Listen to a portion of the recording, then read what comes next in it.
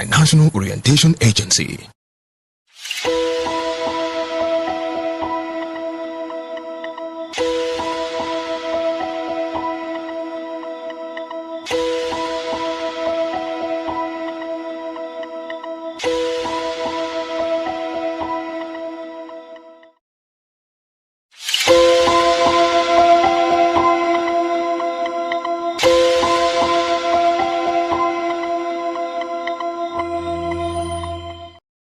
He has a prophetic word for you. There is a chosen purpose for your ordination, a reason for being here. Destiny is what God has given you before you showed up on this earth. Every issue, every battle you've gone through in life will not stop you from where you're going. A great mind helps you to be unstoppable, particularly when the reward is bigger than the risk. You need to move from I have to the place where you say, I will do it. Start to break out of the pack and be different. Uniquely blessed, uncommonly blessed, standing outly blessed. So blessed that you become a reference. New perspectives. All things passed away. Stop being in the jacket of yesterday. Watch Winning Ways with Pastor Matthew Oshimalolo on TVC Entertainment, 2:30 p.m. Sundays to Fridays. Hey, my people, I greet you plenty. My name is Nachika Okeke. My name is Uwi Balogun. My name is Damilola Banire. My name is Moyo Faraway Ahmed. If you also call me Moyo, listen. And this na Abigail. And I dare on top of you, Pigeon. I'm going to bring you bass, boost. I don't get person will be single mother before. He carry another man show, say, now my husband be this. This na wetin you want. After that day, the man you no go see him again. If you snooze, you lose. If you miss this show, you miss out. On top this our show, I not dey gree for anybody. When you dey find the husband, you not see sign say the guy smart, you don't vex, don't give signs. If they look for person, we will give them to you. Fact as it be. Men no they ever get forced. If baby not there for her, na the woman. Talk no dey be person, you make person no fit talk true inside. But for this country, we not say if we open court in the morning, waiting no good, no good. Me and my sisters, hey, we go tanda gidigba for inside studio to give una all the latest information. But look, we not even take responsibility for the children. Leave the man, and that's some warrior.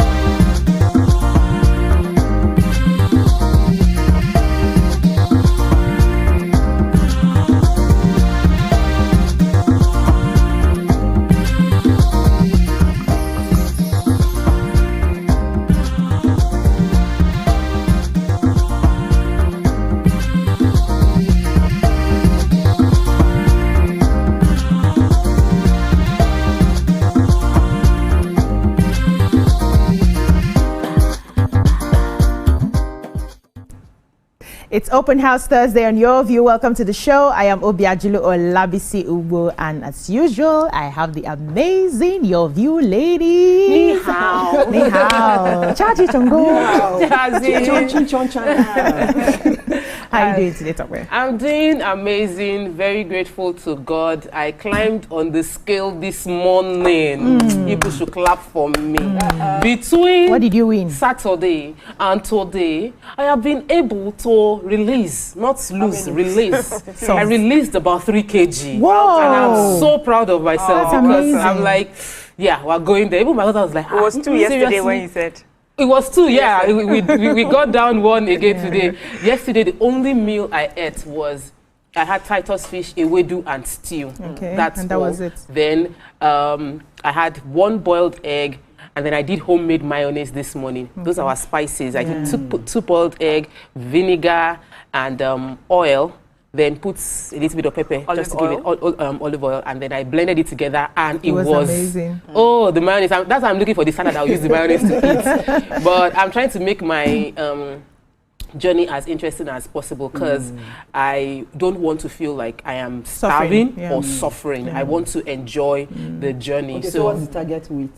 My target is to lose like 10 kg because when I go for summer, you will still load up. We add like maybe 3 or 4. So it will make sense at the end of the day. But I'm feeling very grateful and excited. I can see it on your face already. When I saw the show yesterday, I saw your face. I was like, what has happened? This girl has left me behind. I've left sugar. Left sugar. Amazing. It shows. Hi, bye day, girl. Yeah.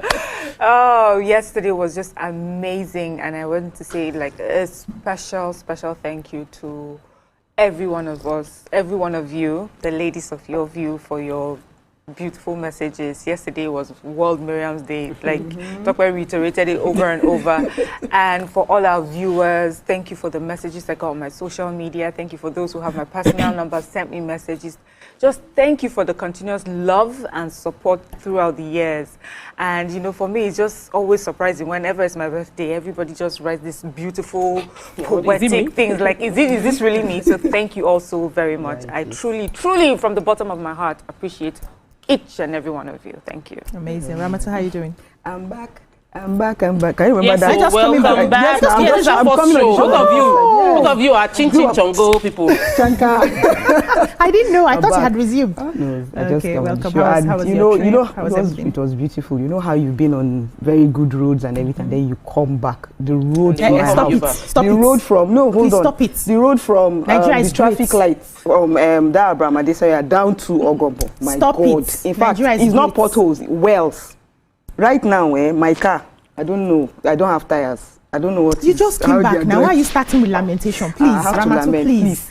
Nigeria is beautiful. Lagos State government and our local government, please, you guys should do something about the road. Is terrible. Local government election is this Saturday. Vote for your person. You know your local government area, Sha? Yes, of course. Okay, so go out and. How you doing? I'm doing amazing. I came back and my son. We decided to catch cold somehow. He was coughing, so all through deep for yesterday we were in the hospital, but it's a lot better now. Me too. I had to, I like to rush myself. I don't know how to calm down. And you should be praying for me. Calm down. I came back and the first thing I started doing was taking slim tea. And the thing showed me shege back to back. So I had to go to the hospital, but they ran all the tests. There was no infection. I'm good. I just need to take my medication and rest and maybe slow down. So maybe next week I'll join you in this your diet. But for now, I don't have energy. I still need to eat a little bit of sugar to just, get my energy up. But aside from everything, I'm amazing. Journey, so it is. I was looking forward to anybody what watching life us has to like, bring. what are these people losing? I don't They'll be wondering. No, so let me warn people. I am a different. size 16. I got a lot of gifts during my birthday, which my daughter is wearing right now because they are not my size. So you see me on television and you think I'm slim. I'm not slim. I say if I was a short girl, I'll be fat right now. Really, really obese. Size 16 is not slim. So if you're sending me gifts, please, it's size 16. I'm not 12. I'm not 10. I'm not 14. I don't have any of those outfits in my wardrobe. Please, be guided. Oh, they sent you some gifts. Yes, I've been getting gifts and I'm just passing it to my daughter. This one will send me. When I came back, I got some gifts. Apparently, they had sent it before I got back. And I had to give it to Kosi Sochuku. She's now wearing the dresses that people sent for me. Please, I am not slim. Public announcement. Don't look at me on TV. TV has a way of shrinking me. I am not slim. Thank you so much. Let's take a short break now. When we come back, we'll do the newspaper reviews. Stay with us.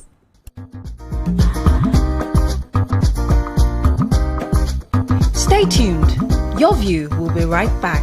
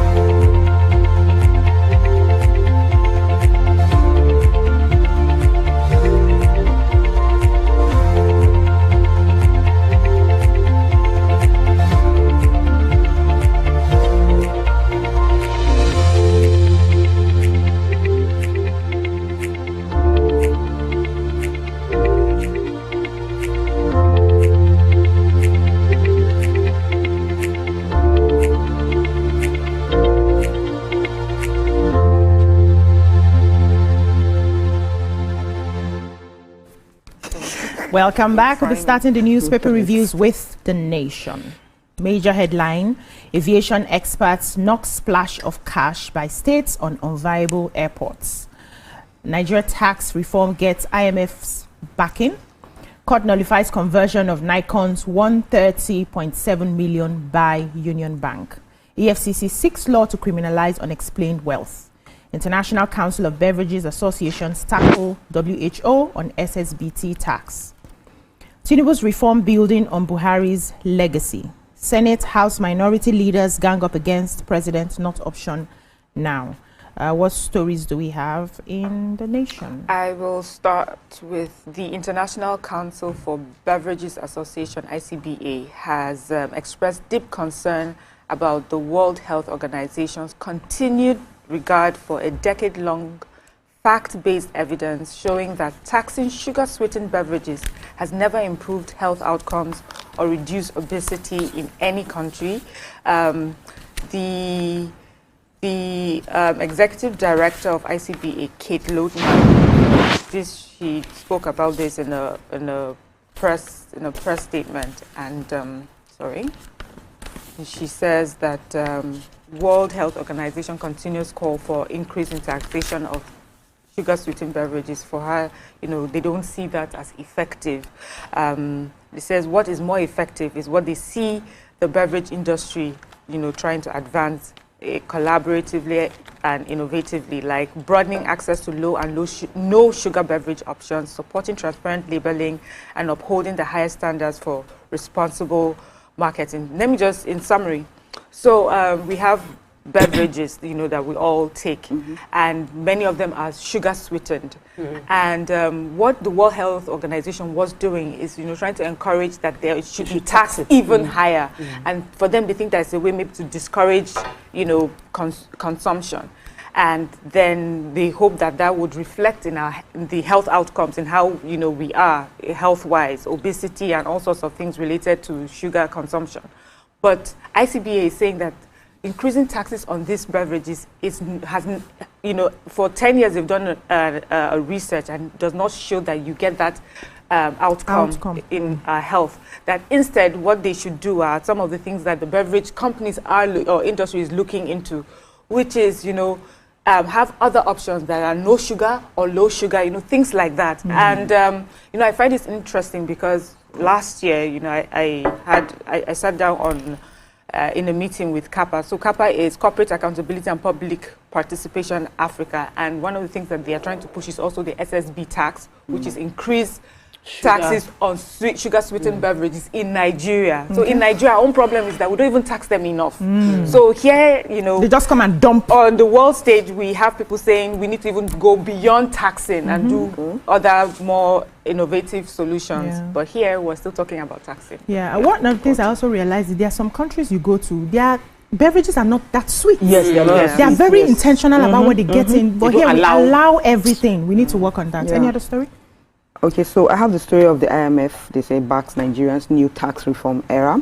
They said the International Monetary has pledged to sustain its support to the Federal Inland Revenue, that is FIRS, to help deepen tax administration and strengthen Nigeria's revenue mobilization efforts. This was said in Abuja. They said the senior economist at the Fiscal Affairs Department of the IMF, that's Paul Lopez, they said he commended the tax agency for what he describes as notable progress in fulfilling its mandate. They said that the FIRS has made visible strides under the leadership of its executive chairman, that's Dr. Zak Adedeji, particularly in delivering value to citizens through more efficient tax administration. They praised the tax agency's openness to collaboration, and they also, at the end, they congratulated them for good results so far, and they said there's more to come, and we are here to help. And they're so happy that at least they advised the FIRS on how to, on this tax, and they are happy that they are following the advice and making sure that it works out. Yeah, so I took a story about the aviation experts. They are criticizing as unviable and unsustainable airports newly built under construction in many states. According to them, the financial burdens of the project and continuous maintenance are too heavy for the state government and the Federal Airport Authority of Nigeria, that's FAN. At the last count, over 369.4 billion has been sunk into projects by 19 states. They said most of the airports remain grossly underutilized, often recording no flights for days and weeks except for occasional chartered flights.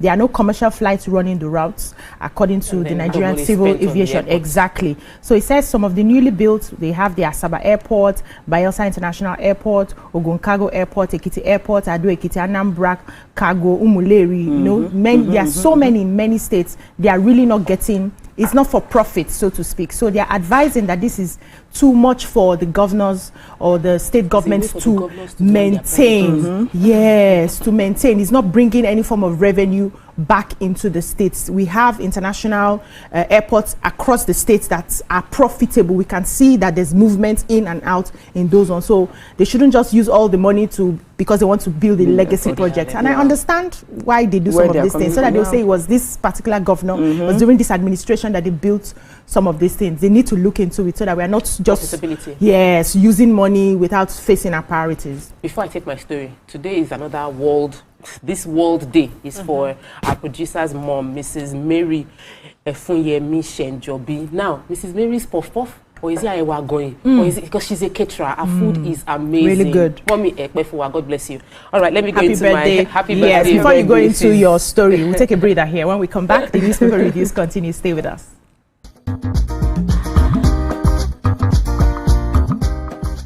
Stay tuned. Your view will be right back. Imagine a country with over 320 languages. Why you go the only focus on Yoruba, Hausa, and Igbo? Where we get a common language where they unite everybody from Oga to even Madam self and every person wey dey for street. That's why we dey introduce you 89.9 Yanga FM, the #1 urban pidgin radio station where they unite us all. From the award-winning breakfast show Waiting Day with your brother, your friend Wale Po. Everywhere. So Bobo. You dey chop for this. This na Cruise Express. And this go be the best 4 hours of our life. Country people, make una join us. Now we be What's Up Naija crew. Now we dey give you wetin dey sup for inside we country. Yes, so keep it loud. If God be your papa, why you not gonna make Yanga? Compound wahala. Now here we dey settle all the matter. Bro, you right here. Nobody better than we, right? I can always best be that. Make I just be the last sensible voice where you go here. Now we be 89.9 Yanga FM. I'm Nifebi Oguntoye, news anchor with TVC News. My day is usually busy and it's difficult keeping up with breaking news stories, trending stories, business news, stock exchange and what have you. But with TVC News on WhatsApp, I'm able to catch up with all the breaking news, real-time updates and trending stories on the go, right on my phone, no matter where I am. It's quick, easy and always on. And here you can join us by scanning the QR code or using the link on our X and Instagram. Why wait? Come to the side of news that keeps you ahead. TVC News, first with breaking news.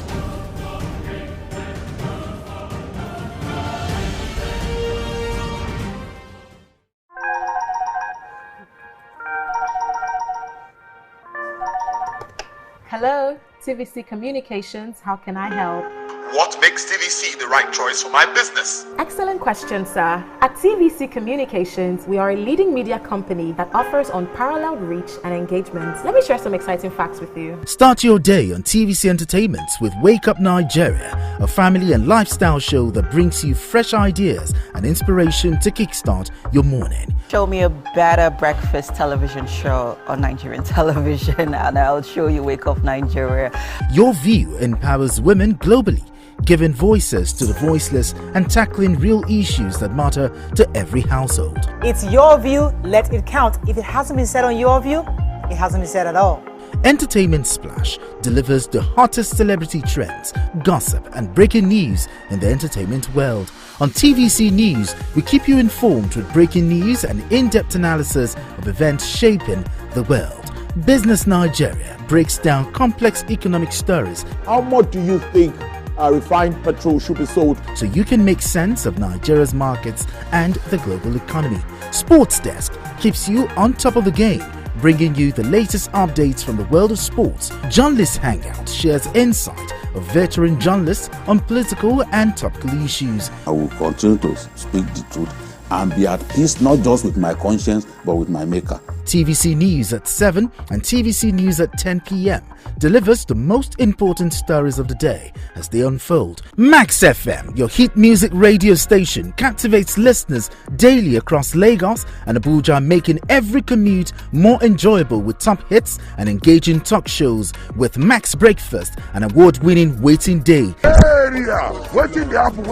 Adaba 88.9 FM is not left out, as it is the voice of Southwest, bringing you grassroots news and community stories that matters most. And on TVC Digital, we reach to million viewers daily, offering an exciting and seamless online experience to keep you connected anytime and anywhere. All together, TVC Entertainment, TVC News, Max FM, Adaba FM and TVC Digital pulls in over 17 million viewers daily.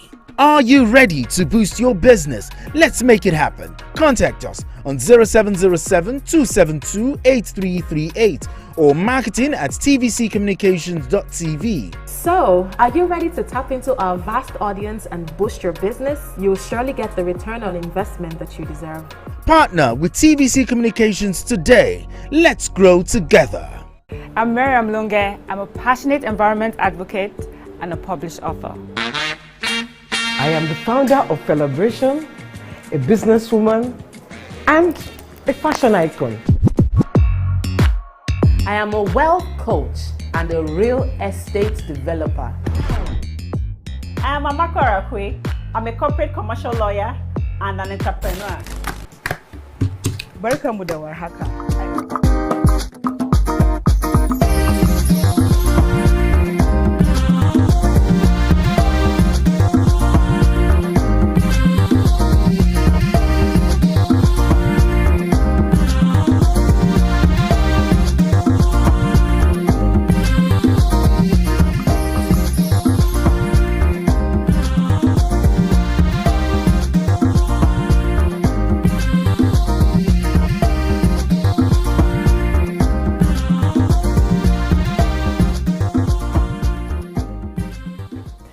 Welcome back. We're still reviewing the papers. Yes, I had a quick story that, a topic that is very dear to me. That this is from the Minister of Education, Dr. Tuji Alausa. He said, investing in quality education is the smartest economic strategy Nigeria can pursue at the moment. He said this at the Kadu Edu-Pact International Education Summit in the Musa Yar'Adua Center of the Muritala Square in Kaduna. But there's another thing he said. Every naira we put into education is a naira saved on conflict resolution, unemployment handouts, and public health emergencies. And it just brings back the conversation we've been having for the past 2 days, that education is information that would cause change. However, this event was about the minister unveiling the Federal Ministry of Education's newly blended financing framework, which would pool federal, state, private sector donors' resources into a transparent, result-driven fund. And I really hope that this move they are making, because really there's need for funding within the educational sector, and they have to find creative ways to find the money, because thinking it's going to come from allocation alone is not going to be enough. Yeah. Let's move on now to The Punch. Major headline, federal government pushes back as US, UAE tighten visa rules. Ministry begins high-stake negotiations as officials fault US over reciprocity claim. US meeting African leaders seek Trump support to develop resources. IMF pledges support for FIRS on tax reforms. Local government poll, police restrict movement in Lagos and deploy squads. Tinubu government seeking excuse to clamp down on coalition. This is according to ADC.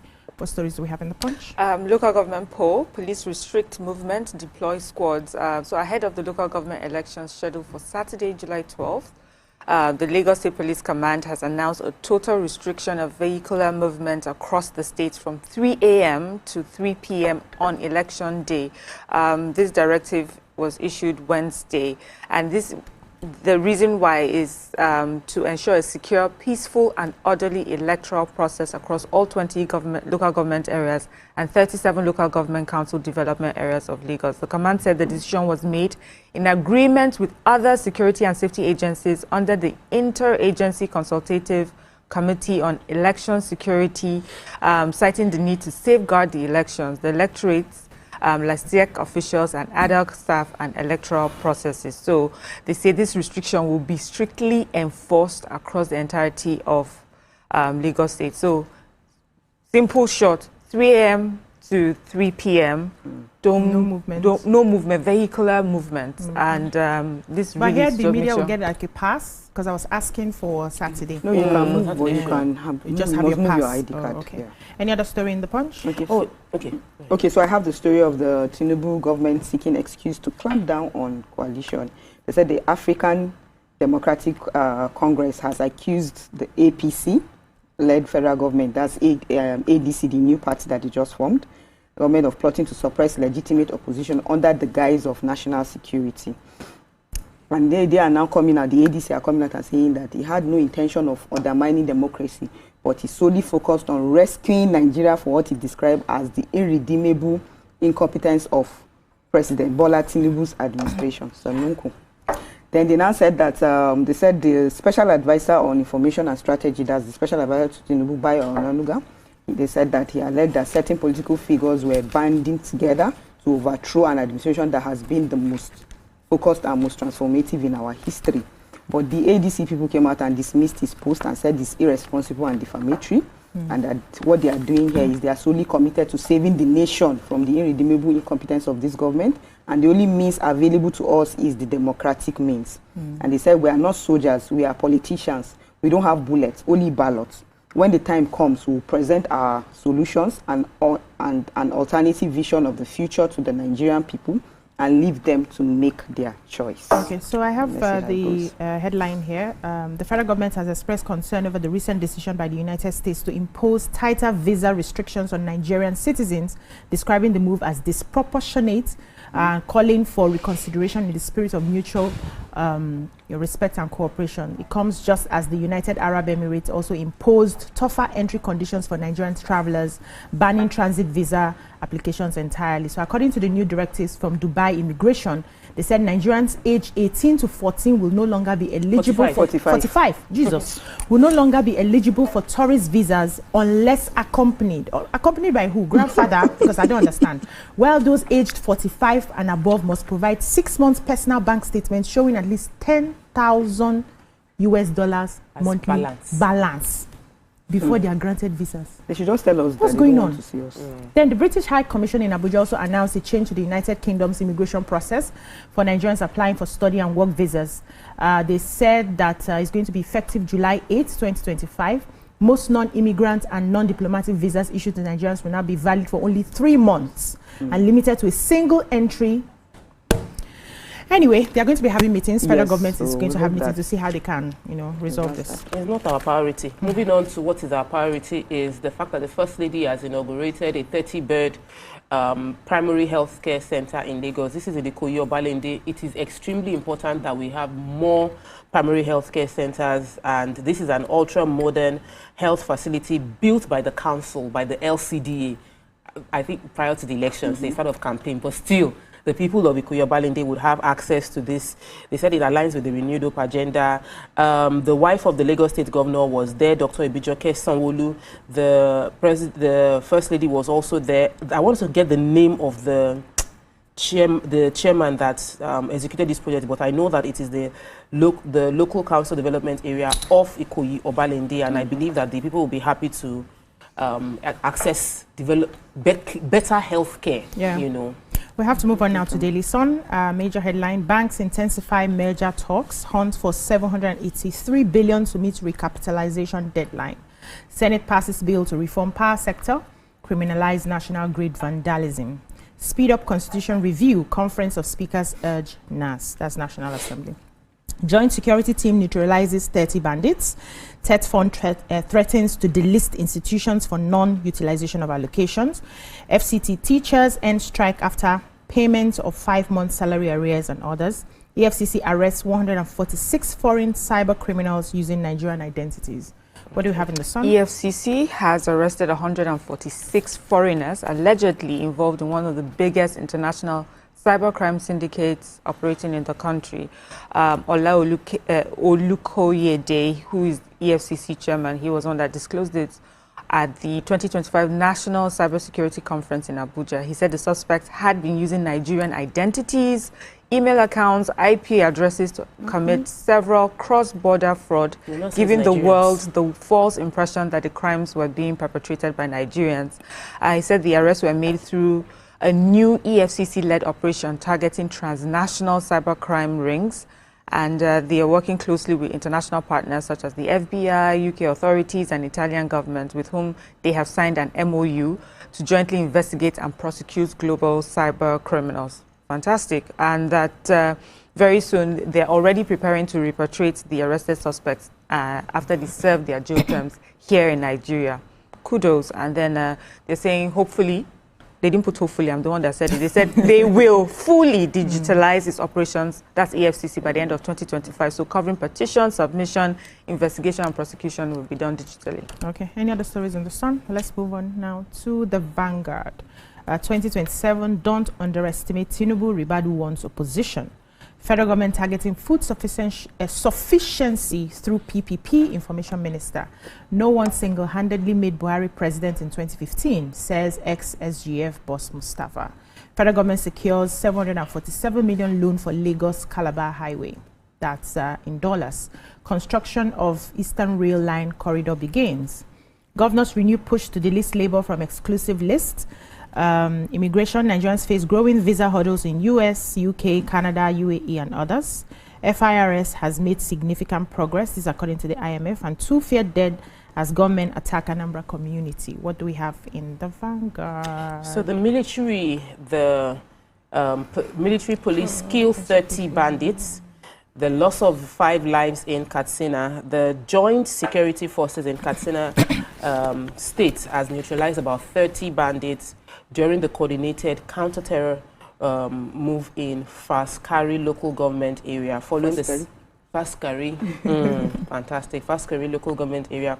Following the continuous attack on the 3 communities by hundreds of heavily armed criminals. The attack, they said, occurred around 5 p.m. on Tuesday, and they were targeting the village of Kadisu, and they said they prompted the action of both the mobile police force as well as the military personnel and the Nigerian Air Force, and they averted majority of the tragedy. They said about 5 operatives and 1 civilian lost their life. However, they were able to neutralize, or rather take out 50 bandits. 50 bandits, 5 police officers. Our heart goes out to the police officers who lost their lives in the journey, and you know, and the 1 civilian that also passed on. But this is good. Kudos to them for the job that you're doing. Thank you so much, ladies. That's all we can take on the newspaper reviews. When we come back, we'll move on to the topics for today. Stay with us.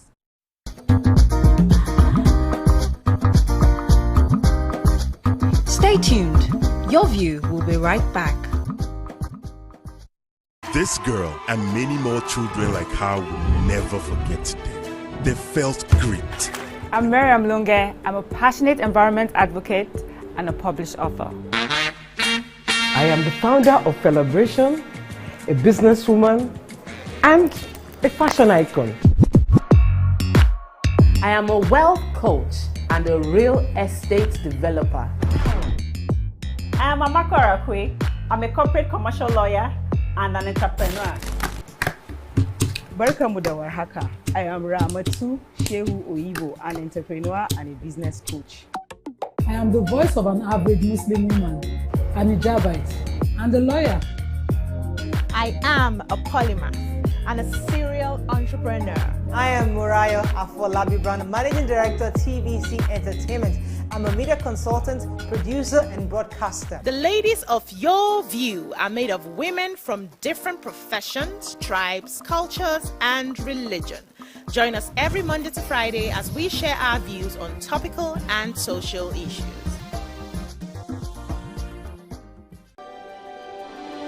TVC Communications, Nigeria's leading independent broadcast company, has been officially designated as a great place to work. Over the past 3 years, we have transformed our workplace into one which is respectful, caring, rewarding, and provides great benefits to all our 500 employees. We thank our team for giving us the chance to show that partnership between employer and employee really works. TVC Communications, officially designated as a great place to work, and now the only broadcasting and media company, not just in Nigeria, but throughout continental Africa, to be fully certified. TVC Communications, a great Nigerian company, a great Nigerian place to work. Doubt and fear doesn't occur at the canvas, it shows in the canvas. It shows the conation of raw earthen material slabbed, stroked and molded at a pace provided by the doubt and fear. Every move way in the struggle of one to the other, merging the past to the present, brushstrokes of colors seen but not known. For when the wailing stops, the pieces settle down in abject beauty, erected for a century of a century. Speaking, advocating, protesting as the arts are meant to be.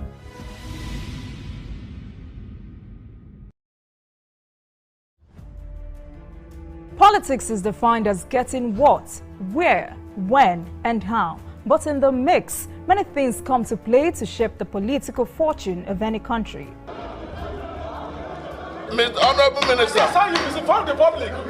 From the political actors to the electorate, campaign to voting, from debates to policy decisions, big events happen to engage us in constant conversation. That's what we're looking for. Not some people who are talking about ethnicity. No. Who is on your mind? Don't worry. Join me every day on Politics Tonight, where we dissect issues that shape our political destiny. Politics Tonight, weekdays on TVC News. The TVC News at 7 and the TVC News at 10 are not like any other news broadcast. It's the big news hour, the hour for the big breaking stories. We've got some of the best reporters on the field, taking you through as it happens. It's fast-paced, hot-hitting, with investigations that matter. bringing in news that affects your life. With sport, entertainment, and business news, so you don't miss a thing. Experience resourceful coverage was depth. Everything.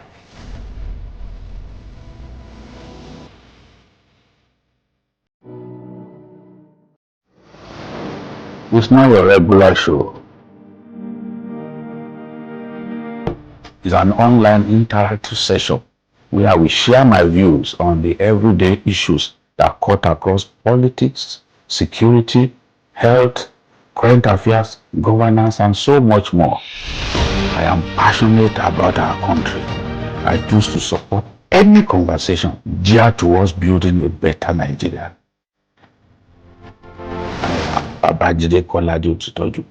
Join me every Saturday on TVC News YouTube channel as I discuss Nigeria and the world at large on the show Issues with Jide.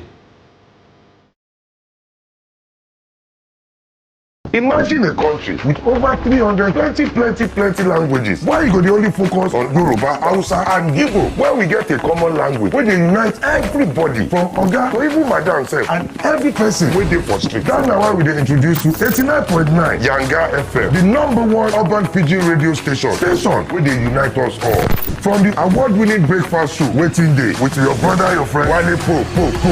Everywhere. So Bobo. You dey chop for this side. This is not Cruise Express. And this go be the best.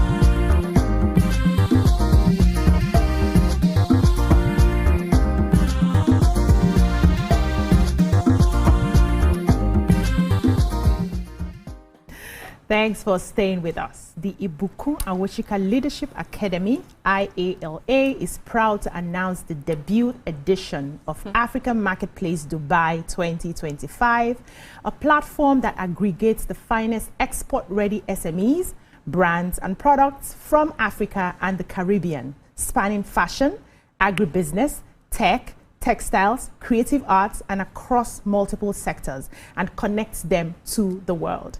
Joining us to tell us more about it is the founder, the Ibuku Awashika Leadership Academy, Ibuku Awushika. Welcome, ma. Thank you. Mrs.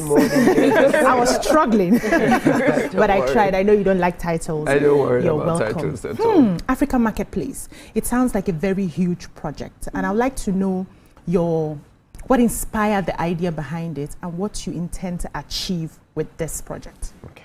Thank you, ladies. Well, glad to be back for the second time. Yeah. Okay, so to be honest, I think I've been an entrepreneur for over 36 years now, having started in my 20s. So I've lived the life of what any SME is going through right now. I know the issues, I've worked through it. And in the last 3 years, I've just been incredibly burdened by the fact that considering how many SMEs we're developing across the continent. I've had the opportunity to work as a finale judge with the Jack Ma Foundation for the African Business Heroes for the last 6 years. And every year they're like 20-something. I think this year there are over 31,000 applicants already for the 2025 edition. It shows you the number of people that are innovatively creating solutions as enterprise for the continent. Now, the challenge is, with over 90% of our productive sector in SMEs, and them not having the size and the scale to be able to develop global markets themselves. And our countries having such huge needs to diversify our economy, to sell internationally so we can earn the foreign exchange that we need that impacts our economies like that. If we don't unlock that SME sector into global markets, that's where our growth potential is.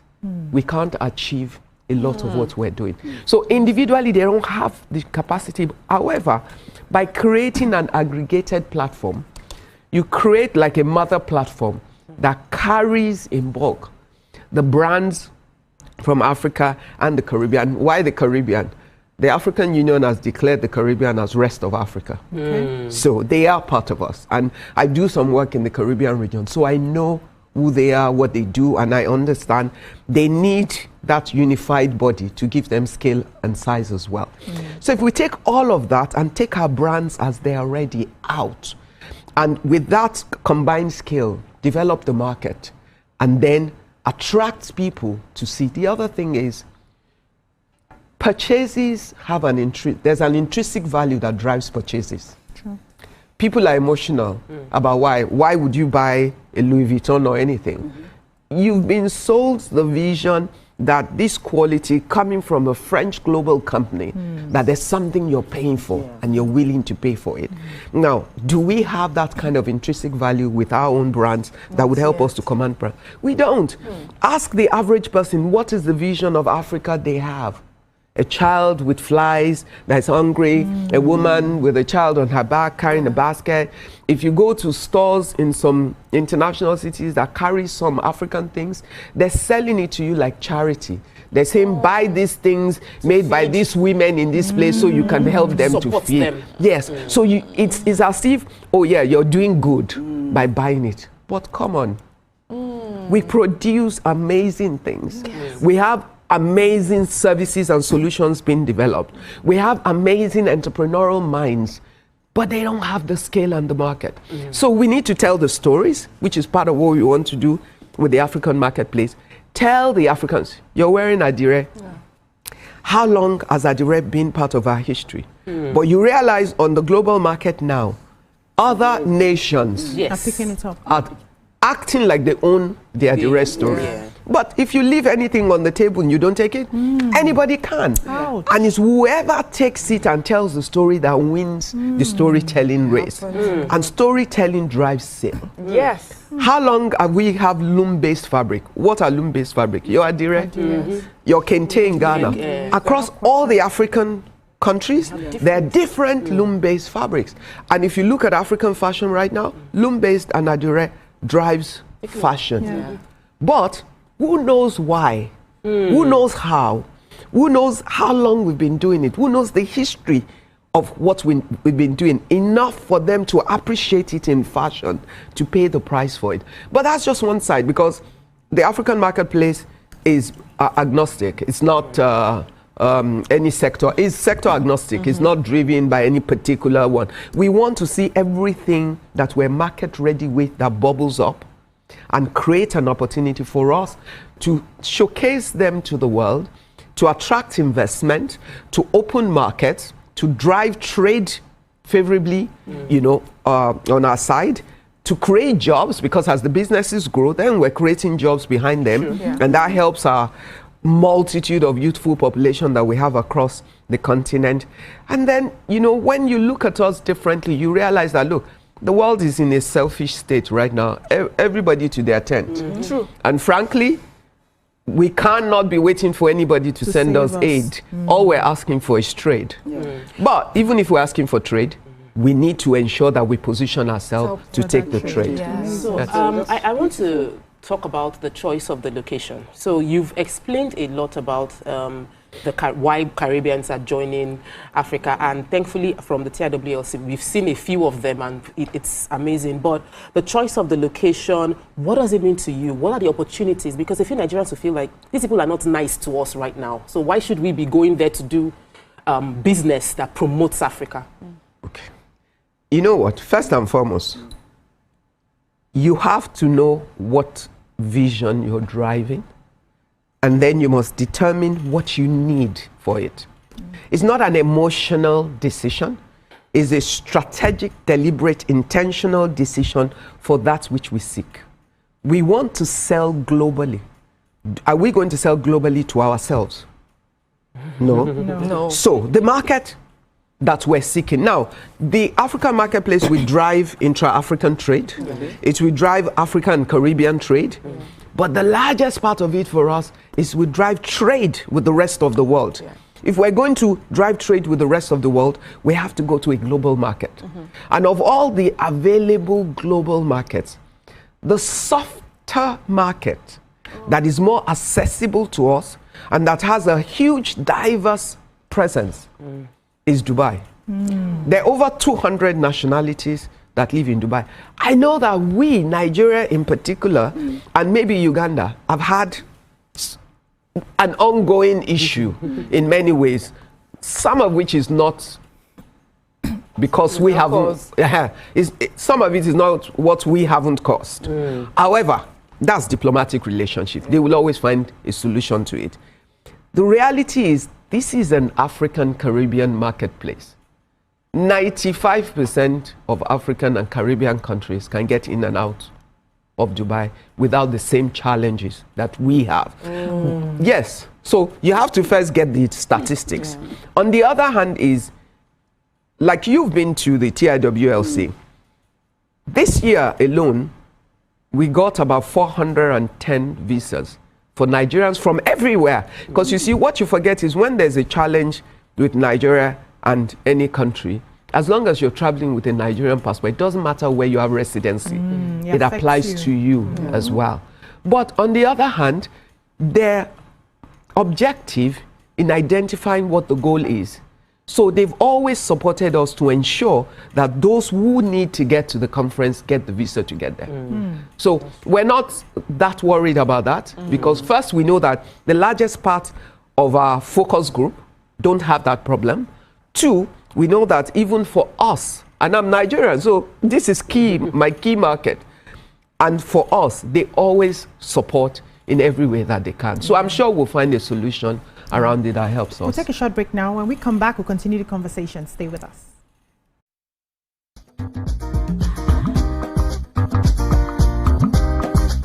Stay tuned. Your view. Imagine a country with over 320 plenty languages. Why you go the only focus on Yoruba, Hausa, and Igbo? Where we get a common language where they unite everybody from Oga to even Madam self and every person waiting for street. That's now why we dey introduce you 89.9 Yanga FM, the #1 urban pidgin radio station where they unite us all. From the award-winning breakfast show, Waiting Day, with your brother, your friend, Wale Po. Every week, This na Cruise Express. and this go be the best 4 hours of our life. Country people, make una join us.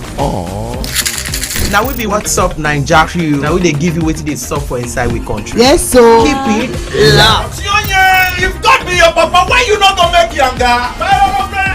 World wahala. Now here we dey settle all the matter. Bro, we right here. Nobody better than we, right? Okay, now whispers be that. Make I just be the last sensible voice where you go hear. Now we be 89.9 Yanga FM. Breaking news isn't just about speed, but more importantly, about fact and accuracy. It is responsible journalism, being ahead, unbiased, sensitive, in telling the stories that people would want to hear in a way that protects their sanity and for the public good. And it goes beyond breaking the news to actually following up, exploring all the angles, engaging newsmakers, tracking impact, all geared towards informing, educating, and setting agenda for the people. Breaking news is holistic, entire, complete. It's about you, me, and the world we live in. Breaking news is at the core of what we do at TVC News, and it's the honor of my life to serve you this news, fresh off the press. TVC News, first with breaking news. Good morning, Marina Station and all the passengers. Efficient, it's comfortable. This development will go a long way in reducing congestion and emission. The trains are a long-term solution to Lagos traffic challenges. This is where we take the final, decisions on policies, programs of government that will have to ensure that, the narration of Lagos as a PLC is taken very, very seriously. This is a major pedestrian bridge linking Oyinbo here to Apapa Road over there. With this overpass, we are providing what we call a permanent solution.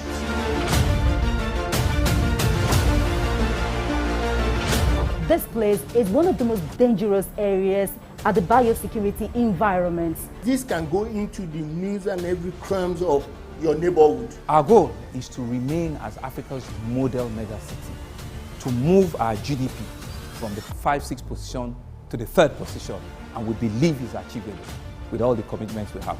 Explore the city of Lagos, where dreams are made and possibilities are endless.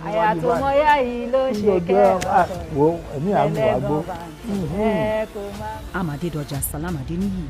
I live in Lagos, inside Lagos. I'm Nifebi Oguntoye, news anchor with TVC News.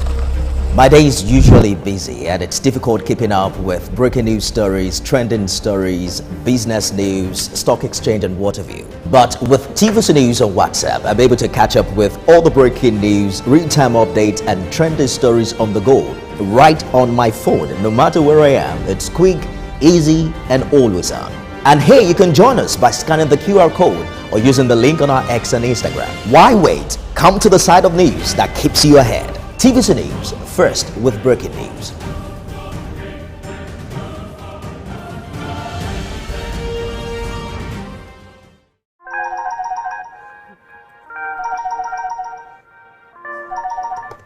Hello, TVC Communications. How can I help?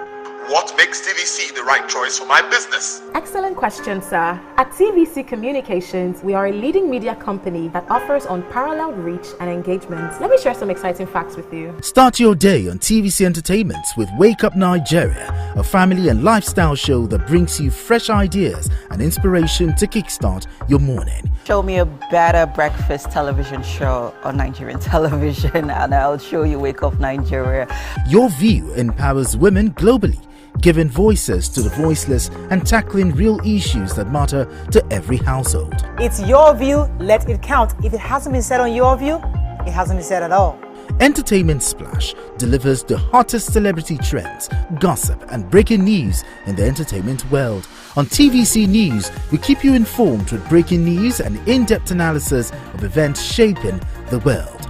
Business Nigeria breaks down complex economic stories. How much do you think refined petrol should be sold? So you can make sense of Nigeria's markets and the global economy. Sports Desk keeps you on top of the game, bringing you the latest updates from the world of sports. Journalist Hangout shares insight of veteran journalists on political and topical issues. I will continue to speak the truth and be at peace not just with my conscience but with my maker. TVC News at 7 and TVC News at 10 p.m.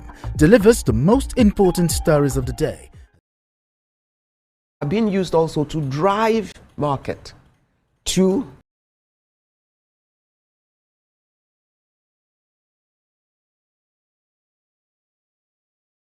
the exhibition so that the exhibitors can get a lot of eyeball and visits and transactions. That's one side of it, but we're also intentionally inviting private equity and investor firms to be present. Why? I serve on some of those things, and I know that you're spending half your time trying to find the right businesses to invest in to upscale them. Now, if you have about 250 curated businesses that fall into that kind of category there, you get a chance to talk to them and find some of the businesses you can see what is viable. We also we're in conversations with some financial institutions who are trying to be our partners and sponsors for the event, who also we expect to have those financial conversations of how they can support those businesses forward. But more than that is you find the businesses themselves can now start collaborations, partnerships. A lot happens when you gather the right minds together in the same space. Organically, things will happen without you even being involved. Okay, so my question, I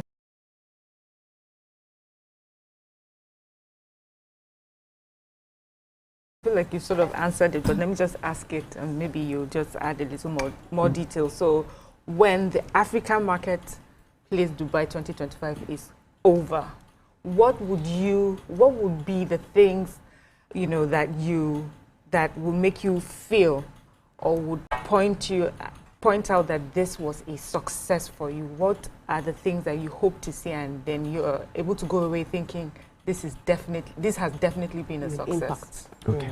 Now, honestly, I will be glad for the last day or end of day 15th of November, considering how much work we know we're doing now and that we still need to do.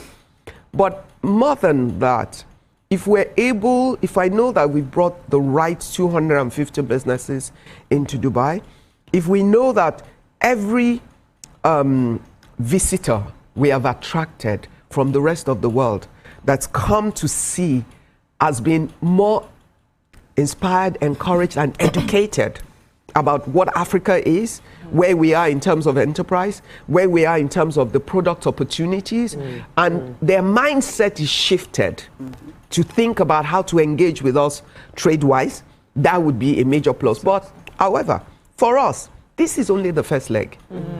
The 12 to the 15 is the first leg of a long thing. Our actual long-term game is we have this as proof of concept this year. We have another one in November 2026. By 2027 latest, the game plan is to build a permanent African marketplace in Dubai. Amazing. So that we do not just come once a year in November for 4 or 5 days and go. That we create, because you know, when you're not used to a sector, you need touch and feel. You need to engage, you need to keep seeing. And so we will engage some people this year, but the world has almost 8 billion people. Yeah, more people will emerge. And Dubai is a shopping mecca. Everybody comes. This is part of why it's the location. People come with a mindset to shop. So they will visit. They don't know all the brands. They don't have to. It's like if you go to Dubai and you go to their Dragon City. Yeah, I was going to say that. The Chinese companies there, they're small, like tiny companies. There's so many of them there. You don't know them before. But when you get there, because the Dragon City has attracted you, and everybody is in different section. You will go to the section for what you're looking for. You will talk to companies that you never knew their name before you got there. Then you start doing business with them. Once you've had the contact and you've had the touch and feel and the appreciation for the value and the quality of what they produce, the next transaction is between you. Then we will have a digital matching platform or as part of the bridging stages, and the permanent thing allows us 365 days. Touch points. touch point for African After the products. event. We can have other mini programs. Particular countries can come and say, we are focusing on this. We're coming to do this. And if we make a success of Dubai, we can carry that brand and move into other markets. By then, they already know about us and our collectivity and the power of it. My heart is doing as I'm listening to even me, I'm scared of this. Because I recently started a sustainable, eco-friendly, sustainable fashion outfit. Yes. Where, because I realized that the aquacha from my people is dying. It's similar to They tie and dye. No, similar to Ashoke. Okay. So if you don't pay attention, you wouldn't know the difference. And I haven't been seeing it anywhere. And I realized that many of the women who used to weave locally were no more. Because nobody's buying. Nobody's buying. So the nobody's skill picking up the dies. trade, nobody's telling the story. Yes. So I decided to start that. Fantastic. But the fear is, how do I break into the international market? I have many entrepreneurs who have started similar things, eco-friendly. We're trying to tap into the sustainable development goals to see how we can heal the planet. But it's while all about looking the beautiful. story. But how do we break into the international market? Many people will be watching out there to say, how do I tap into this? This is really good for my kind of business with what we're projecting the culture, Nigeria to the international market. How do we get in? Well, first we have to have the right platform, which is what we're trying to create. Two, we have to have the right opportunities to do it. And then, obviously, we know that we've tried to keep the cost as reasonable as possible. We're looking for all the right kind of sponsors to work with us to help us keep the cost for every exhibitor as low as is possible. Dubai is not cheap. For those who know, it's not a cheap place. But no international market is cheap. There's just no way, which is part of why it's difficult for small brands individually to do it. But we're trying to sort of mitigate the cost. And what we're also saying is, like, we're having conversations with financial institutions, and we're saying, check your SME customer base. Find the ones that are export market ready or have exportable product line. Make it a service of support that you give. Buy some stands for some of those. Let them pay their own logistics, because you have to have a skin in the game and all of that. And let's try and get, because you see, some of the right products, the businesses might not be cash flow strong yet. But when they get the right visibility and they attract the right market, who benefits? Their banks will, because they can go back to say, I have this, order. Can you support me to do this? And if it's FX related, we benefit as a country. Each country will benefit from it. If we break it down, imagine if each bank says, okay, I'll do 3, I'll do 5, I'll do 10. It's $3,500 for each exhibitor. It's nothing. If a bank does 3 and they pay $10,500, what's that? And imagine the gratitude of that business to that bank. The loyalty, and the business return. That would go. The return on investment. If you were not. Yes. And the value is, look, we always want to talk about, growing businesses. You have to invest in growing businesses intentionally. So it's business development cost. It's us investing. We're trying to get the export promotion councils of different countries to be part of it, to say, look, find the right industries your country wants to promote. Find the right businesses who are market ready. Because also, we don't want to do a bad showing. We don't want to take the wrong businesses there and people go there and they touch and feel, you lose value. You also affect other people who have the right product. So we're being quite selective in trying, we're curating through applicants to ensure that you put your best foot forward. And then we're also, something else we're doing is getting what we call anchor exhibitors. If you're a key company in a particular sector, we want you to be there so the smaller ones can ride on the back of you. So we show the world, look, we have scale already for some, so these industries can grow. But this is a big successful one. These are smaller upcoming ones as well, but their products, and the big ones and the small ones can find ways to do business together. Amazing. And all of that. Yeah, we'll take a short break here. When we come back, we'll continue the conversation. Stay with us. We'll be right back. It's based off on.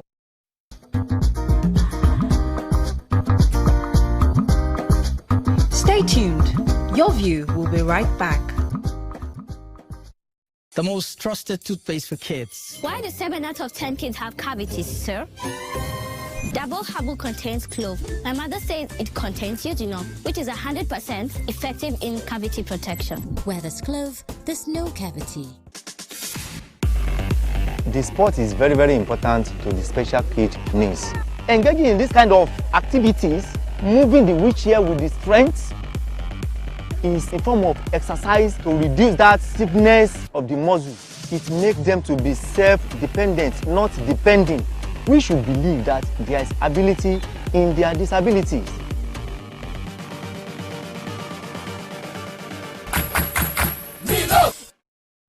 When malaria knocks you down, you can be sure parasites are having a party in your system. Welcome to our new kingdom, guys! Comel, an effective weapon against malaria.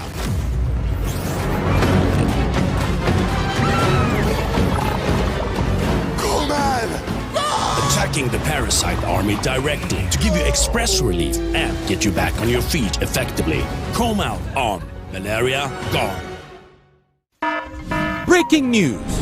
The home is under attack by stains, disease-causing germs, and so much more. An all-out war. But not for long, cause Hypo is here. Dirty floors and surfaces. Not on our watch. Protect every day with Hypo. Dirty and stains no fit do us shakara. We got the remedy, original palasa. Hypo, go Hypo. Protect your home every day with Hypo.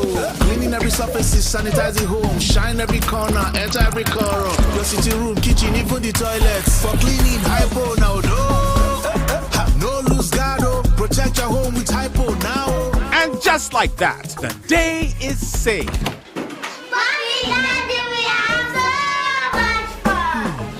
Germs always find a way back. No greed. Protect every day with Hypo.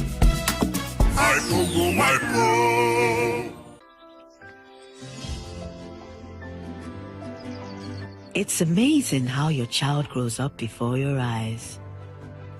Enable their thriving development with the new NanKid 4 with HMOs to support your child's development, probiotics and high-quality proteins. And all of these work together to support your child's development and growth today and tomorrow. NanKid 4, nourish your child's potential.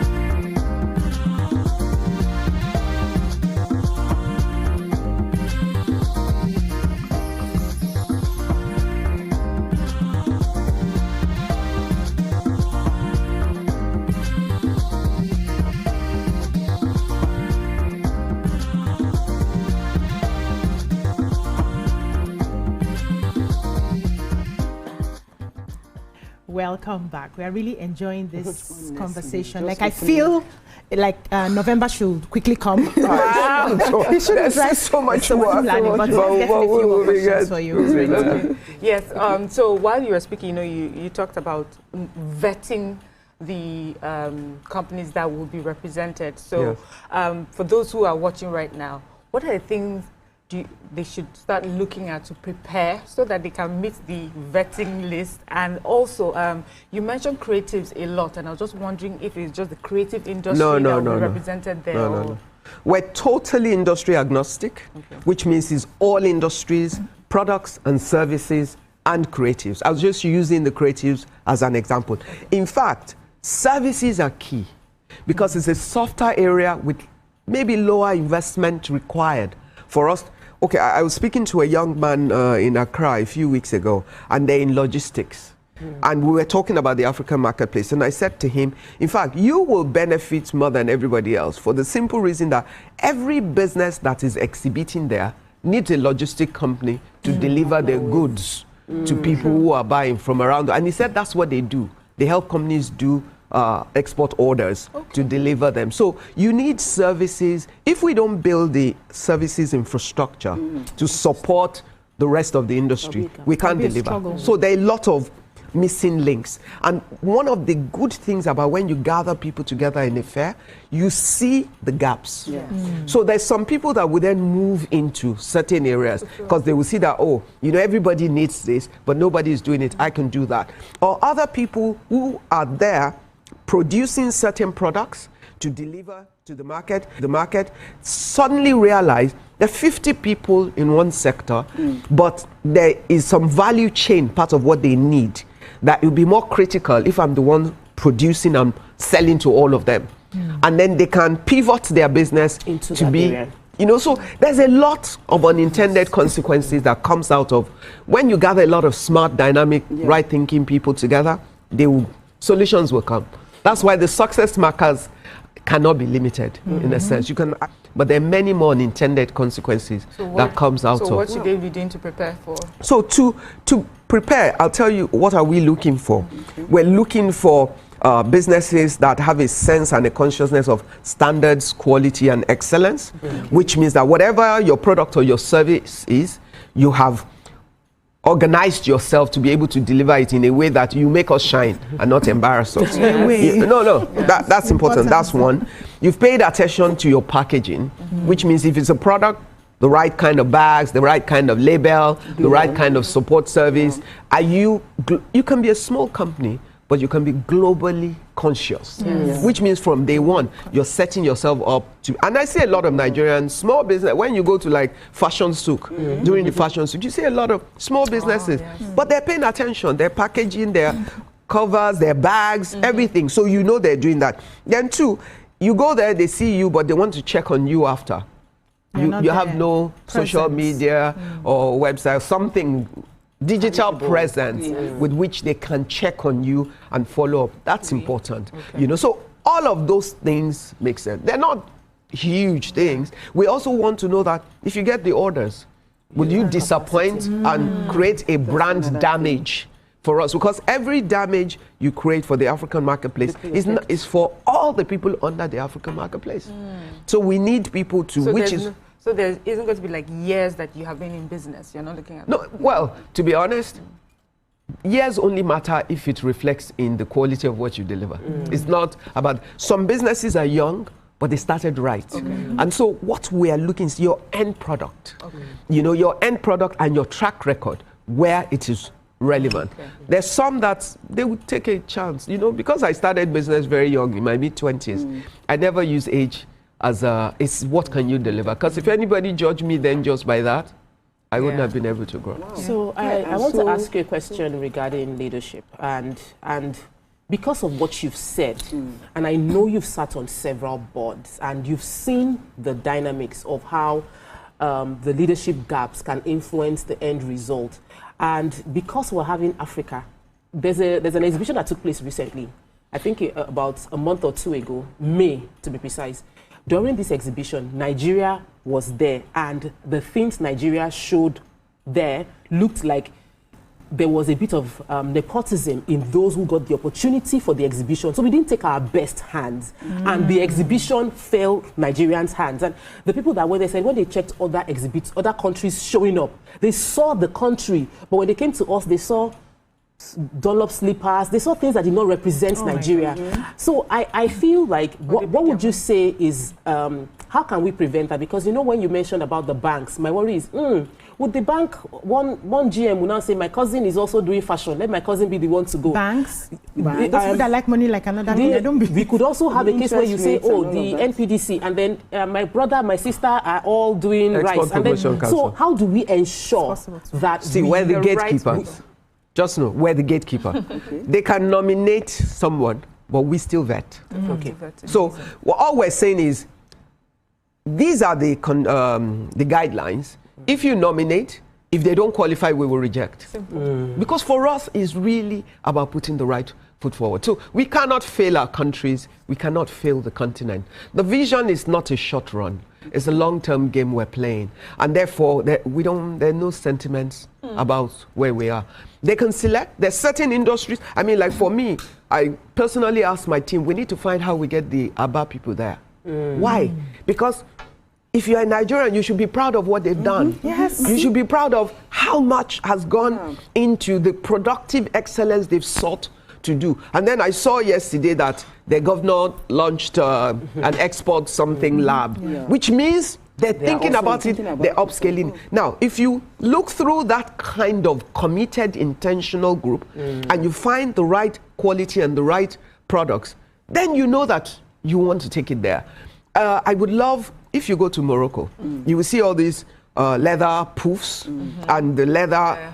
And every time a governor or something in the north wants to give you a gift, you get these big leather mats and these cushions. They're beautiful, they're well made.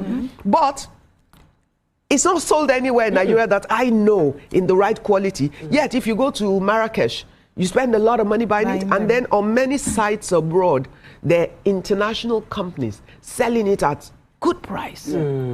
But we do it. And leather is produced in the northern part of Nigeria. Kano, Sharaja, I served in Kano. So I know the Sharaja area and all of that. There's a lot of quality leather. Are we intentional about saying, okay, we need to get this there, and which companies in particular have already mastered how to produce the right quality of it in a way that we're saying to people, oh, you can have a customized order. It's not just that you walk to a shop in Dubai and you buy what they already put on display. We make this and we can customize and brand it, because most of the one the governors give you as gift is branded with your name. So it's all the extra value we bring to the market. I don't know why we would want to present ourselves the wrong way, but that's a different matter to be discussed. But we are the gatekepers for this. At the end, we will not allow... Because I've just found another job for you. Which is that job. Okay, so, you know, most of the problems, like when you mentioned that thing, I know the major problem that most Northerners have when it comes to that is funding. We don't really have money to produce in large quantity. So, you know, when some people come for that, for this exhibition and the program, what I'm saying here is that some of them may not be able to meet up with capacity, because I know a lot of businesses, all of us, yes, we have a certain, you know, we have a certain capacity, we have a certain quantity that we can. But once the order becomes very big, you find out that we struggle to make sure that it's available. Okay, so one of the things we want to do long term is people that are part of the ecosystem. Once we've identified all the exhibitors, we're going to have like 1 or 2 webinars with them, just to sort of help people to think right about how to approach their participation. That's one. Post that, okay?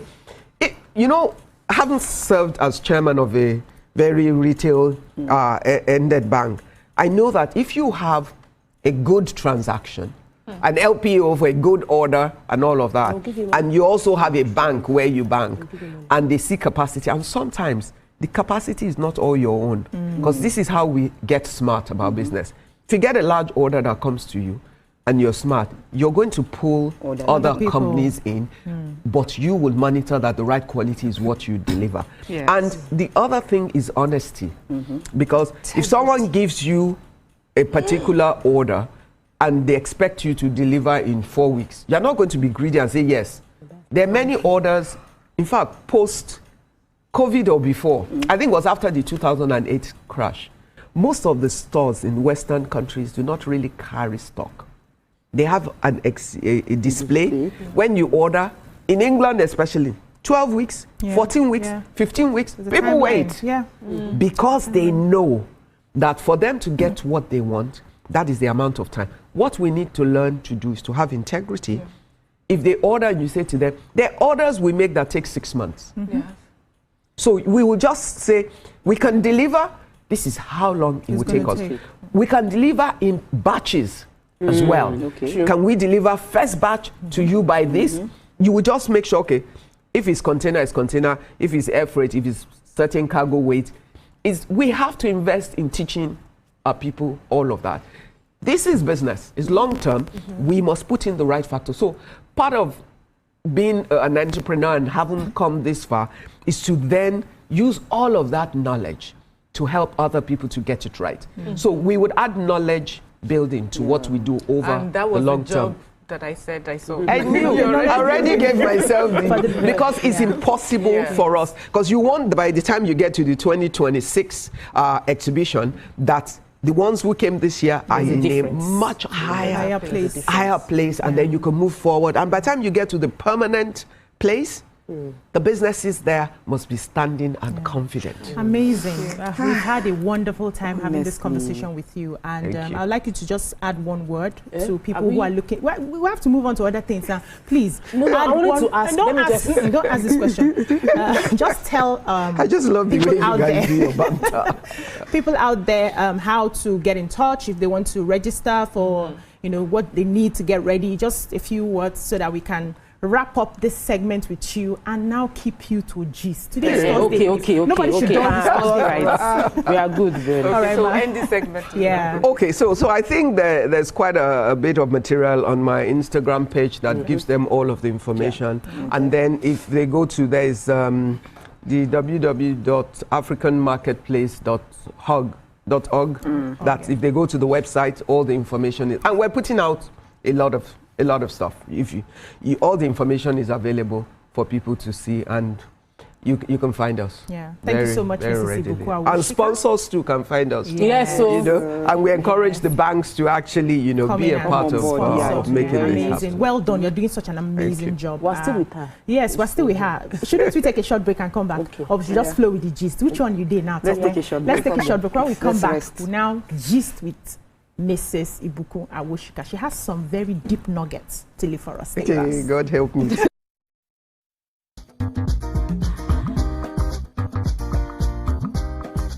Stay tuned. Your View will be right back. The world needs moms. With a splash of golden terra oil, the unfold. Max FM, your hit music radio station, captivates listeners daily across Lagos and Abuja, making every commute more enjoyable with top hits and engaging talk shows with Max Breakfast, an award-winning waiting day. Adaba 88.9 FM is not left out, as it is the voice of Southwest, bringing you grassroots news and community stories that matters most. And on TVC Digital, we reach to million viewers daily, offering an exciting and seamless online experience to keep you connected anytime and anywhere. All together, TVC Entertainment, TVC News, Max FM, Adaba FM and TVC Digital pulls in over 17 million viewers daily. Are you ready to boost your business? Let's make it happen. Contact us on 0707 272 8338 or marketing@tvccommunications.tv. So, are you ready to tap into our vast audience and boost your business? You'll surely get the return on investment that you deserve. Partner with TVC Communications today. Let's grow together. I'm Miriam Lunge. I'm a passionate environment advocate and a published author. I am the founder of Celebration, a businesswoman, and a fashion icon. I am a wealth coach and a real estate developer. I am Amako Arakwe. I'm a corporate commercial lawyer and an entrepreneur. Welcome to our Haka. I am Ramatu Shehu Oyibo, an entrepreneur and a business coach. I am the voice of an average Muslim woman, an hijabite, and a lawyer. I am a polymath and a serial entrepreneur. I am Murayo Afolabi Brand, Managing Director, TVC Entertainment. I'm a media consultant, producer, and broadcaster. The ladies of Your View are made of women from different professions, tribes, cultures, and religion. Join us every Monday to Friday as we share our views on topical and social issues.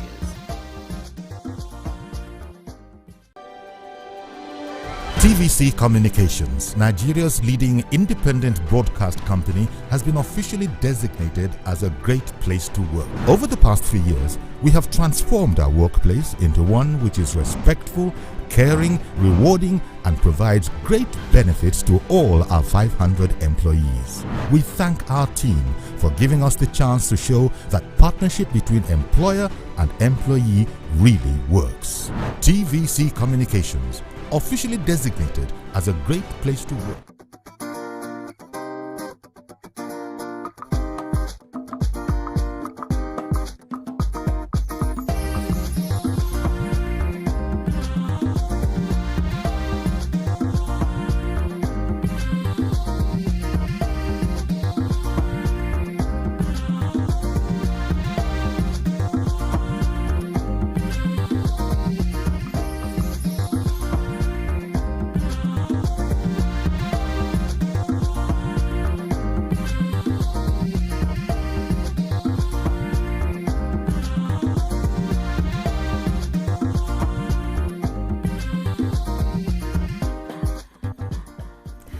Thanks for staying with us. So we decided to still keep Mrs. Ibuku Awoshika with us because we want to ask some, very deep friendship questions. I've been kidnapped this morning.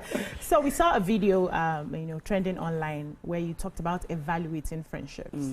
And, one of the things you said is you need to do it early enough before you begin to need those people so that you don't take the wrong problem to the wrong person or the right problem to the wrong person. You need to understand your friends, know where they fit so that you know who to call when you need them for what. Exactly. And, it just opened my mind to how we make friends. Yeah. You see this person, you like this person, and you just assume that this person has the capacity to be all in all for you without properly vetting if she can even carry the burden weight you're putting on her. So I would like you to expatiate on that, and I know the other ladies also have follow-up questions. Honestly, it's really about being fair to ourselves. And we have to have a sense of self-protection in some ways. For me, is understanding the impact of voices in your life. And your friends are very influential voices in your life. And any voice that will influence your action, especially in your moments of vulnerability, you have to be sure that if you're sick, are you going to go to a carpenter? Of course not. You're going to go to a doctor. Even if you're going to go to a doctor, if you have cancer, you're looking for an oncologist. You're not looking for a pediatrician. Why? They're both doctors, but they have specialties. So when it comes to relationships, there are many people you can laugh with, you can joke with, but you deserve in advance to spend a bit of time and reflect on who they are, what their values are, where are their areas of strength, what are their characteristics in terms of behavior and all of that. And what part of who they are supports who you are or where you want to go. So I always say, look, first evaluate yourself. Have an idea of your own journey. Have a sense of where you want to go. Then determine what do you require? What kind of support system do you require?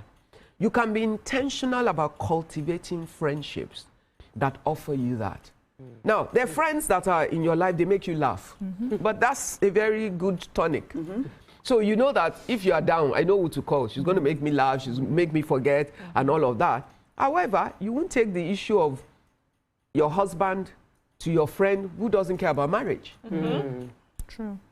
You're not going to take the issue of your values or your integrity to your friend. Oh, she's a lovely human being, but to her, to sleep with a boss to get promotion is smart. Because she just thinks, hey, what's the big deal? If you have the day that you're under that kind of pressure, she's not going to save you because she's going to drive you in the wrong direction. When it's marriage, you know whose marriage you admire in truth, and don't look at things ephemerally, just on the surface, because sometimes people are acting out for you. Yes. Who is your friend who has financial management grounding, who is disciplined about how she manages her resources and doesn't do more than herself? So that you know that when you're not sure what to do, that's the person I'll say to you, look, you don't have to do what you can't do. Just, I will support you here and all of that.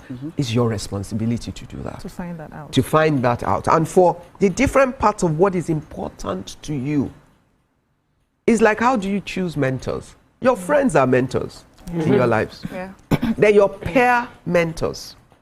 And when you want to choose mentors, do you choose random people as your mentors? No. You evaluate them, you think of what value they bring to you.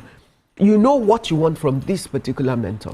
That's how friendship. I'm not saying you don't have your general friends, but your general friends are, you go to their father's funeral, you go to their mother's birthday, their children's. They're your party friends. You laugh, you joke. But when you have a business issue, they're not your business solution. If I need to discuss a matter concerning a board, I know who I will call. So there was a message you shared about when you were appointed as the board chair, and how you went with your friends and they anointed and all of that. And then I had a conversation with my friends concerning it, and we decided that we went to start praying together. That yes, we pray for each other, we pray together a few times, but intentionally pray together for important moments. But I evaluated my friend, Ma, and I knew my friend was supposed to support me. I knew I wanted to spend the money. So I went to meet her to say, I want to spend this money, I would like your opinion. And then she just said opposite of what she usually would say. And no, she did not change. I just felt that like God didn't want me. God knew what I wanted to do. And I was seeking validation from the person who was going to support me. And the person did not. The person you thought I thought would support me, and then she did not support. But I want to ask you about. But did she not support you for the right reasons, for your own interest? She explained. By the time she explained what I knew. I knew what I wanted to do was wrong, and I had justification. But you were just looking for. But I just wanted someone to validate and say, just do. You have only one life. So I was thinking she would say you have only one life, and then she said, no, but you had plans. That is it. So I had to just hold myself. I said, I did not come and meet you for this answer. I knew who I would have met for this answer, but God just used you at the end of the day. It means she's matured. Yes, she into is. Who you would prefer that she is to you, even though you might not like it at that moment. But that's what happens if you have the right friends around you and you have the right conversations, because it's also about the kind of conversations that you have. I'll give you an example. So one of my close friends was appointed as a minister in Nigeria some years ago, and she really didn't want to go at the beginning, but once we realized that she didn't have a choice, she was going to have to say no, we decided that they're going to get 9 for the price of 1. You're going, we won't sit in your office with you, but we'll be in the office with you.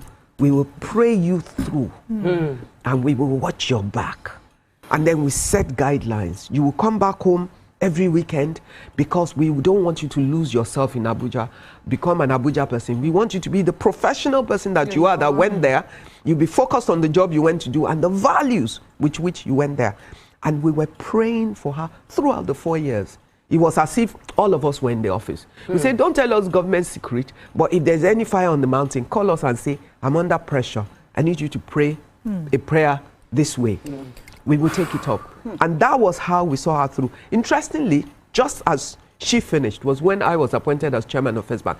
That whole infrastructure became my support infrastructure. And so what we've done is always to watch each other's back when you're going into certain places. And what is key? What is your fire? What is burning in your fire? We know that we have an assignment to walk you through it. So and different people, and even within that group, there's specific things that you know who you're going to talk to. You're not going to talk to the entire night. Even in the group, even in the inner caucus. Yes. Everybody has their know role. Who has the strength for what you need to. So how do we resolve conflict inside that kind of group? See, there's a level of maturity that comes with that kind of relationship. That when you start working that way, you all mature in a way that you come to understand what is more important than the ordinary things. And if there's any issue, I promise you, the rest of the group will make sure it's resolved. Why? Because we can't pray. A house divided, a house divided against itself cannot stand. So we need to resolve it, because there's no agreement. If there's no agreement, all of us will suffer. So if you have the right kind of relationships and your values are all aligned, you will find ways to walk away from. And it's not just in a faith-based decision, because, when we started Wimbase, we were 12 women and a man. And everybody expected, and this is a 23, 24-year-old story now, everybody expected that we wouldn't last, because we were all ambitious, smart girls. Most of us were in our 30s. The older people were in their early 40s. But we decided that our responsibility was bigger than us. We were trying to change the narrative about women in leadership. And we said, they expect us to fight, we must never fight. They expect us to split up, we will never split up. And therefore, we set rules. If we call a board meeting of the trustees, if you don't come As long as we have 5 people out of the 12, we have quorum. Whatever decision is made at that meeting, binding on all of you, you cannot change it. You can't come and say, I wasn't there. Too bad for you. No, that's just the truth. And we stayed together to build.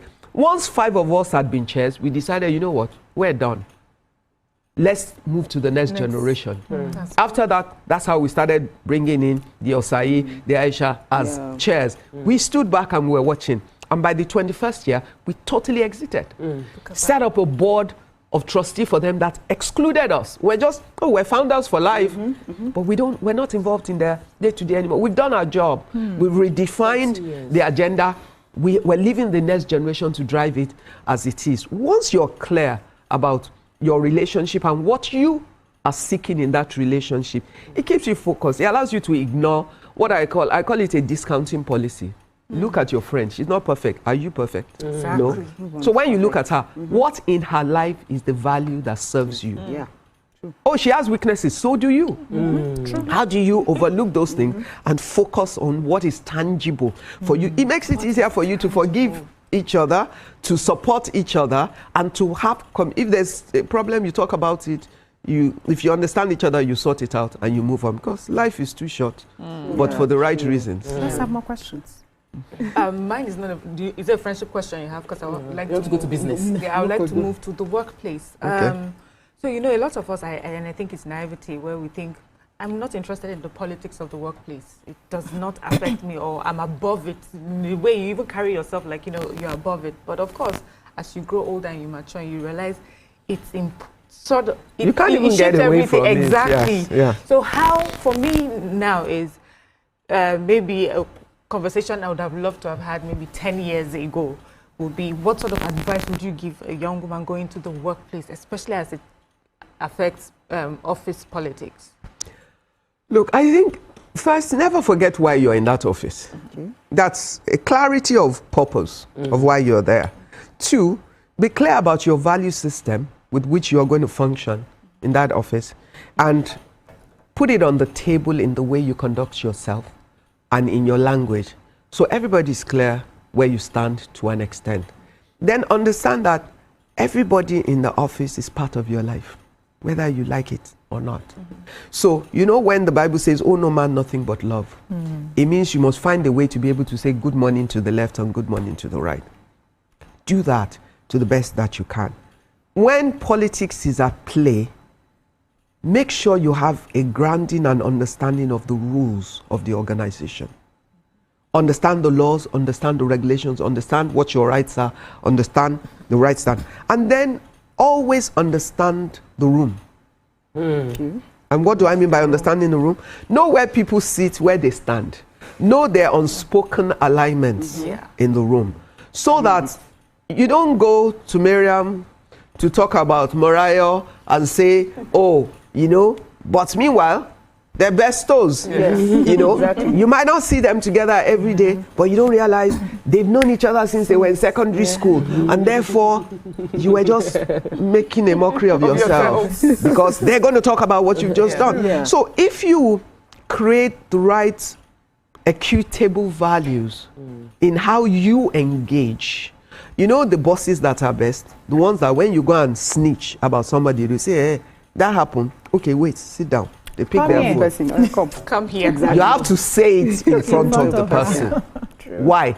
Because then, what do? You kill gossip and backbiting. Not because you don't want to know what is going on, but if you think something is wrong, and there's always whistleblowing policy in every organization, which means there's a way where you can put the right information out, even if you don't want to be seen behind it. So it's really be wise, be open, be clear about your own position, do your job. You know, earn the respect of your colleagues based on performance. And don't try and play games, because always, every game you play will come back to bite you. Thank you. So let me, you have a question, because there's something touched on now that I want to quickly. There was something again that she said. Should I follow up? Or let me say something. Go. Okay, so I like the part where you said there were the Wimbies, this thing. You said these people have played your part and you handed everything over. I just wish, as you were saying that, I was just thinking, I was like, I wish our politicians can learn this. Honestly. I'm not in that conversation. Yes, I wish. How about us? Sometimes we point at the politicians too much. Yeah, so at least they handed it over to the young ones. They know that, okay, the young ones are going to be innovative and, and all of that. And I know I cherish such kind of friendship. And just like you mentioned, you said when you have a business talk, there's a friend you're going to meet. Me, I don't discard any of my friends, because every friend has something that's... As long as you know what the value is that they brought them and all of that. So sometimes, you struggle with the fact that, okay, you want to keep a friend, and then sometimes, you can't even balance the fact that, okay, this is what this person brings, and this is what the person brought. There's a sort of... You want to still keep all of them, but you find out that two of them... Not for me.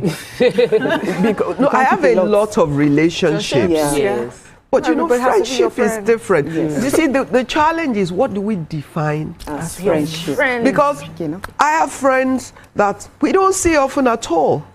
But the minute we see, we know where we're coming from. We know what binds us together. We will go to, ground 100 in one go. That's a connected heart. That's a connected heart and a relationship. And I don't have to act friend for you. Yes. I'm your friend. I don't have time, but you know that when you need me, I will show up. Yeah. So that kind of trust and relationship is what friendship demands. I don't need to play up to please you. There's some what you call high maintenance friends. I can't have them because I just don't have the time or the energy for it. So two things now. When I listened to that and I had to read some of the comments, and also looking back, I realized that many times we are not even self-aware to understand ourselves before bringing people close to us and calling them friends. And I also like you to take this opportunity to advise women who are looking to have sustainable friendships, looking to have friendships that are genuine, right? On how to understand themselves, their weaknesses, what they bring to the table, and know the sort of friends that are compatible with them. Because I realize that not all friends... You've already answered it yourself. We had a friendship conversation recently, and it was like an episode of just understanding self-awareness. So my second question, since I've answered this question, is... Self-awareness is key. And that self-awareness should drive the decisions you make about the people that you engage with in an honest manner. Because you see, sometimes we also are not honest with ourselves. You're looking, I want to be your friend because your husband is somebody. That's not friendship. That's me wanting to use you. Transactional friendship. Yes, it is transactional. True. And men are better at transactional relationships. They are very transactional. They know exactly why. So they don't fight because they know the basis of the transaction. Women are emotional. So we're not really good at being transactional. Because even if we think it's transactional, our emotions will soon get in the way. So you need to actually know why. And that self-awareness is the beginning. It should then drive your decisions as to, and you know what? When the Bible says, "Oh, no man, nothing but love," it's because you can be at peace with all men. You can have, you must always, I always say, behave in a way that no door is shut against you. You must be able to knock on the door and say, "Oh, hello, good morning," because you never know when you need a door. So that is being at peace with all men. But you don't knock every door to go and say, my husband and I, my son and I. That would be foolish. So that's where you begin to separate. But have an attitude that allows you to engage with everybody. So the second part of the question is about gossip, right? And I want to believe, I want to believe that it's impossible that you've had friends that you people don't just sit down, let your head down, and just and see something that you don't like and say, did you see that thing that I saw? we saw I saw a post recently where they said gossiping actually bonds women together and helps them last, live longer. You know, it was a study, and I was like, I don't think I'm gossiping enough. People out there who are wondering, do we just sit all the time? You need to check what their definition of gossiping is. Yeah, just think about other people, not with a malicious intent. But are you telling me now that you are not gisted? Of course, you will gist with your friends. But guess what the difference is? It's your safe space. That's why you say between friends, bonds. That means the only people you feel free to have that kind of conversation is already a safe space. You're not wondering, whether you hear it outside. The person will go and say it out. Yeah, true. And the mark of a true friend is that you can feel safe. You can get up and sit down, and I can sit in my friend's house for 5-6 hours. I rarely have time, but I can get up and say, I'm coming to play with you, and I know that I can eat breakfast, I can eat lunch, I can be there till the evening. I'm comfortable, we'll gist, we'll talk, we'll do all sort of things and all of that, and then you spend the day together. It's quality. That's what they're talking about. It's not necessarily talking about people. Where I can come to and be vulnerable. Honestly, gossip largely is considered as negative. It is. So having conversation, gisting, just talking about life and things and all of that, and that can involve other people. But because life is about other people. Yes, but to what end? In the middle of it, you talk about your children, you talk about your husband. It's not malicious.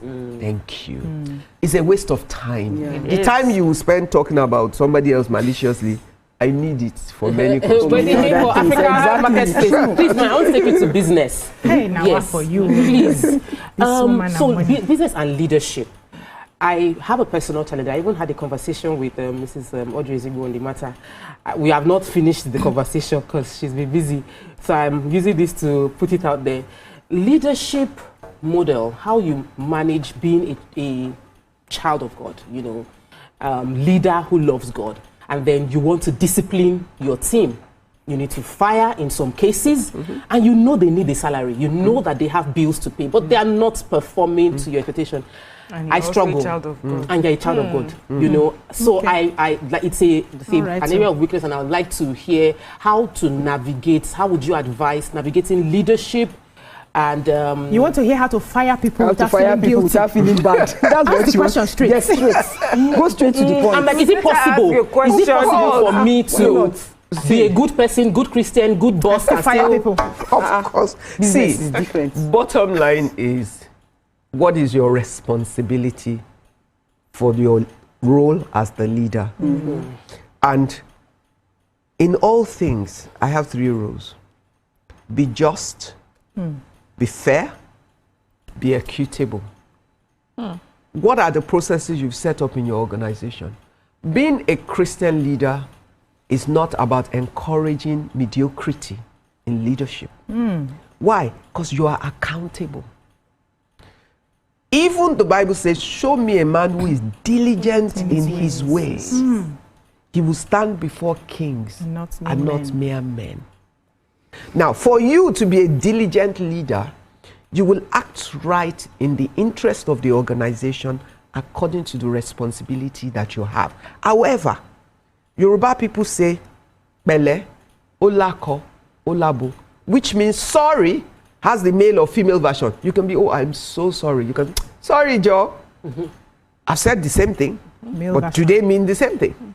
Good. So, if I have employed someone, do we have a work rule that says, as staff book, if you do this, this will happen. If you behave this way, you get a query. If you behave this way, you get a second query. If you get 3 queries, what would you get? A warning. If you get a warning and you still repeat it, it means that you need to be fired. My responsibility is to serve God with that role in the best way that my job is delivered. If that other person, and sometimes people are positioned in the wrong place for their talent. So you need to evaluate, are they wrongly assigned or rightly assigned? So you can reposition them to a place where, because then you've determined what their real strength is or where they, and you help them to get there.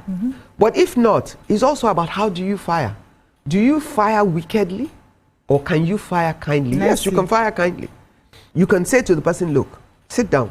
If you do exit interview and all of that, you can call the person and say, you've worked here for how long? You did this, you did right. But you did this wrong.